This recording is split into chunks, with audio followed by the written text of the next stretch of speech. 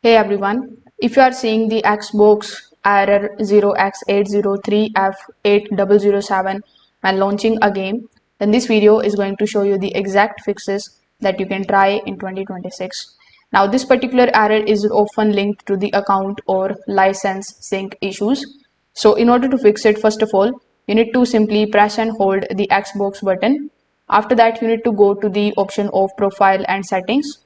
Then you just have to look for the option of sign out. So when you do this, you just have to basically wait for some time, then sign back in with your account. After logging in again, you can try launching the game and see if the issue is fixed or if it is still there. Now sometimes your console must be set as the home Xbox for the game access. So in order to basically select it, you just have to open the settings. Inside general, you just have to look for the option of personalization. Inside personalization, look for the option of my home box or my home Xbox. Then simply select the option of make this my home Xbox, and this is going to basically ensure your licenses are properly recognized. Now if the services are down, games may not launch.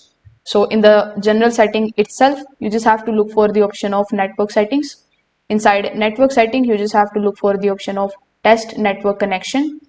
Now also check Xbox live service status in the network settings, and then after going to the service status, and if there is an outage, you just have to do nothing but to just wait until it is resolved.